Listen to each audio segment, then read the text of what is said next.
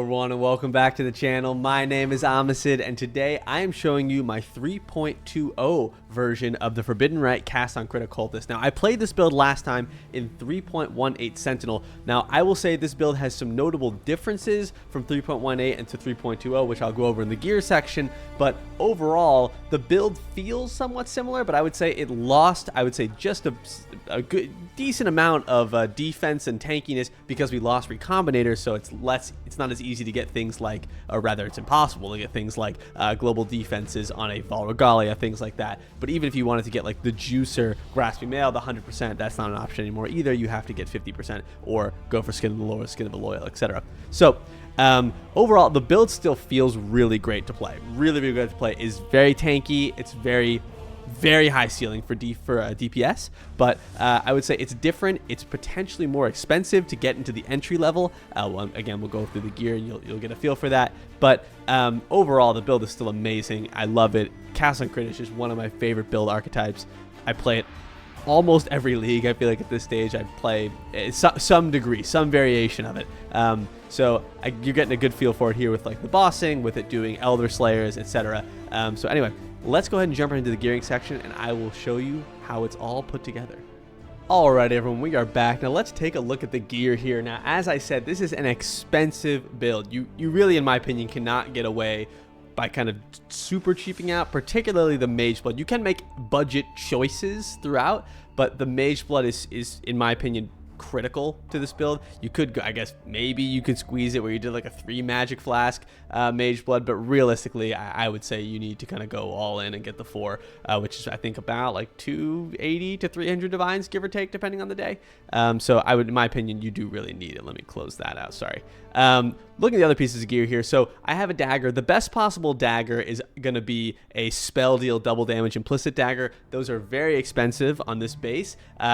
One thing as well, I probably should enchant it, but I don't know, I'm cheap and lazy. I don't know what you guys want me to tell you. But otherwise, the craft of a dagger is somewhat uniform. The explicits, you generally want multi. The base crit is really important. +1 skill gems, very important. Attack speed, very important. Chaos damage can be swapped for spell damage, things like that. And then you do need hits can't be evaded, because if you're casting on crit and you are missing frequently, it's a huge damage loss. So essentially, you really do need that dagger.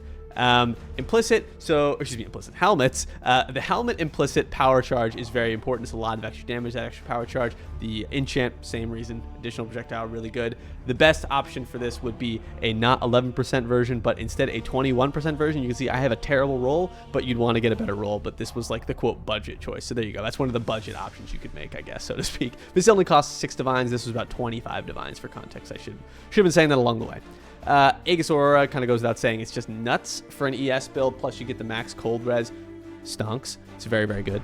Very good shield. Ashes, again, sort of goes without saying. You get that extra reservation efficiency. The quality is really nice too, depending on what you are socketing in, but the reservation is quite nice to squeeze in as many auras as you possibly can. And then I'll go into this now. I'll say it now. So I always hit G. I meant to hit P. So I also have a Supreme Ego Impossible Escape. I'm sure there are ways to finagle this, take some auras out, make things work, but I decided to go in. This is the not budget choice, I guess. Supreme Ego Impossible Escape is I think like 35 to 40 divines, give or take, depending on the day, and it enables you to take Charisma and this Reservation Efficiency node, which is quite nice. So getting that in there is really good.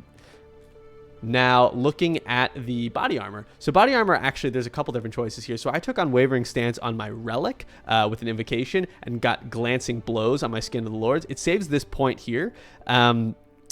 There is an option if you take this out, I think, where you could probably get rid of Thread of Hope and get rid of Light of Divinity and Divine Shield, but I opted to keep them. I never really weighed it out too heavily, but I think there is a potential situation where you drop Thread of Hope because you have Glancing Blows here, or maybe you get Glancing Blows here, and you get a Wavering Stance on your chest or something along those lines, and you can drop Thread of Hope and do another jewel in here, which could be better.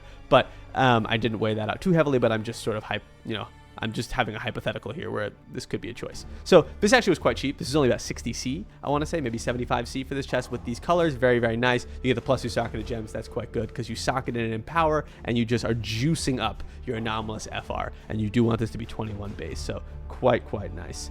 Sorry, something flashed on my other screen. Looking at my rings here, now I opted for 2 6% spell damage per power charge rings. The best option is obviously going to be a +1 max power charge on each of your rings, or, you know, a Calandra's Touch in one and +1 in the other, and it's being mirrored. The base alone for a +1 power charge ring is like over 100 divines or something last time I checked. So that is very, very expensive. At the time of building this, initially I could not afford that. So that would not have been an option. But basically for the explicits, I essentially essence spammed to get the multi, and then I waited until I got either T1 strength or T2 or T1 dex. Now you see I have it over here, T2 dex and then T1 strength, so I just crafted them and hit different mods separately. Then I did a suffixes cannot be changed, got that reduced mana cost of skills craft. I did miss this a couple times, and you can just do this with a Veiled Chaos, which is exactly what I did, and then crafted on the total mana cost reduction. Mana is an issue with this build. If you don't have enough mana reduction, you're going to yourself constantly. You can see my mana cost is 5, and without clarity, I'm ooming. So I think I could probably de-level this clarity a little bit, maybe up this precision a touch, which would be a little bit min-maxy, but I did not do that. I didn't mess around with it too much. It's not that much damage difference. But either way, getting that flat mana cost reduction on both of these rings, plus the percent mana cost reduction as well, and you get that on your flask here, and because with Mage Blood it's up all the time, you are reducing your mana cost significantly. There are ways to go even cheaper and lower, but 5 works with the level. I think you probably drop this, you know, it's like 4, 5, maybe it would go down, you'd be okay, but all in all, this is fine, and it drops the mana cost significantly. We don't have any options for Replica Conqueror's Efficiency or anything like that anymore, so without getting that minus flat, this is another good option.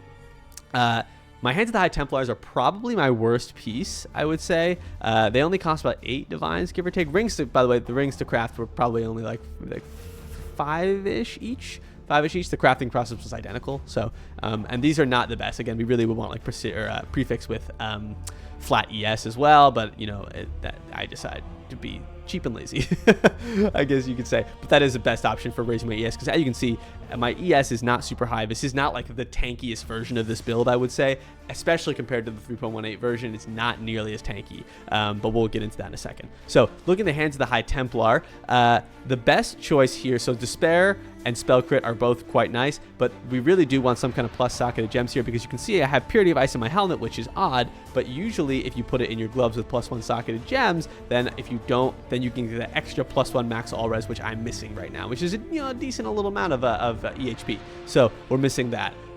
So these are not the best, but they are not the worst, so they do the job. Boots, I think I paid about 12 divines for these, which I thought was quite a good deal. We've got the movement speed with the Onslaught. We've got elevated Tailwind plus max rolled CDR, avoid projectiles, nice little bonus in there, plus a decent amount of ES, 133. Not too bad. These are pretty solid boots. I will say that the enchant is probably not the best option. You could go with the mana cost reduction there, and that would be quite nice as well. And then basically you're going to be casting for free when the conditions apply for that enchant.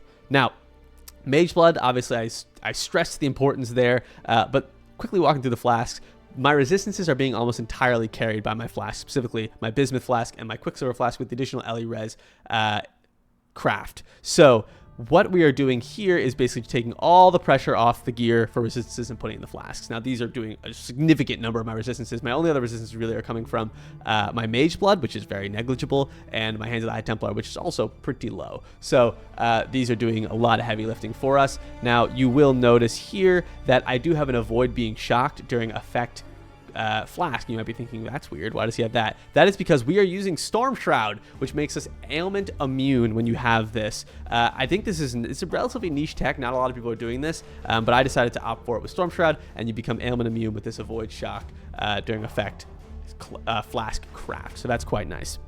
Looking at the jewels now. For those who are watching on stream, I was originally running a Thread of Hope without CB, and CB is actually just annihilates you. It really is frustrating if you don't have a CB jewel, and because I don't have any rare jewel slots, which you'll see in a second, at least not that are non-clusters, CB on Thread of Hope was the cheapest option, and it was 20 divines, so it wasn't cheap, but we did squeeze it in, and that makes the build a lot more playable for sure. It makes it a lot nicer. So a Thread of Hope with CB, like I said, I weighed out potentially getting rid of it and dropping these 2 points, but I did not. Looking at the cluster here, so I took Arcane Heroism, Mage Hunter, and Essence Rush is this extra node here. You could probably, you could swap these out, play with things in PoB, but this is what I found at a reasonable price, and decided to go with it, and the DPS worked. I will note that I did the Kill All Bandits versus Alira. I think a lot of folks do Alira, but I decided to opt for Kill All Bandits. I think I saw a good number of people who did both, so just as an FYI. Clusters, mediums are basic pain, pressure points, quick points, quick getaway pressure points. You guys get the idea. Projectile stuff. And then I also took a 6% mana reservation efficiency, 35% increased effect jewel. I just crafted this myself. The dex is quite nice because you really are starved for stats on this. And the armor and the again, this cost me very little to craft. I just made it myself. I'm sure you could do a lot better, but this is what I have. Watcher's Eye is the most basic Watcher's Eye you could possibly get on this build. The ES and hit is so important defensively, but the Anger is obviously a useless mod. There's so many better versions of this Watcher's Eye. It's not even funny. This is just the most cheap, obvious version. Militant Faith goes without saying. Basically, you just get Inner Conviction. It's an Inner Conviction mule. Not too much to say there. Melding, same situation. It's giving you a ton of potential for EHP and overall max res, so that's quite nice. Storm Shroud we already talked about, and Supreme Ego I already talked about. Looking at the jewels here, the most notable things to call out is you're using 2 Enlightened 4s. Where are they? 2 Enlightened 4s to squeeze in Discipline, Determination, Purity of Ice, Defiance Banner, Zealotry, Enlighten, Clarity, Precision. Like, there's a lot of ores in this build. The mana reservation efficiency from Ashes plus Champion of the Cause, plus being able to take Supreme Ego and getting this bonus, plus this up here of his clusters. A lot of reservation efficiency. It's quite nice. All in all, I would say that there's a lot of auras being stacked in here, a lot of auras. One thing to note here is I've weighed out potentially swapping Enhance for like an Anomalous Withering Step. I haven't done it, but I know a lot of people are doing it, so that's a potential option in theory as well. That's pretty much it. Honestly, Cast on Crit is one of my favorite builds. It's one of my favorite builds. Now, I will say, and I said I was going to get to this, and I will get to it, was that compared to the 3.18 version, this build is probably more expensive and weaker, just defensively at least. I'd say mostly defensively it's weaker, but also offensively because you aren't getting like easy access to +1 power charge like we did in Sentinel League, where you can get that in the explicit, and it was like 10 or 20 divines for the ring, which is nothing, and then you could just craft some other basic stuff on there and you're golden. So I'd say the build is probably a little bit worse off than it was in 3.18 in a number of ways, especially defensively. Again, because you're squeezing in Skin of the Lords here, and people aren't, you don't have the option to get like a really juiced Val Regalia, which is going to give you so much energy shield. You're losing out a little bit there. So overall, I would say this is the version that I'm running with this league. Cast on Crit is just such a fun playstyle. It truly cannot be beat, in my opinion, in terms of playstyle. It's so difficult to go up against this build.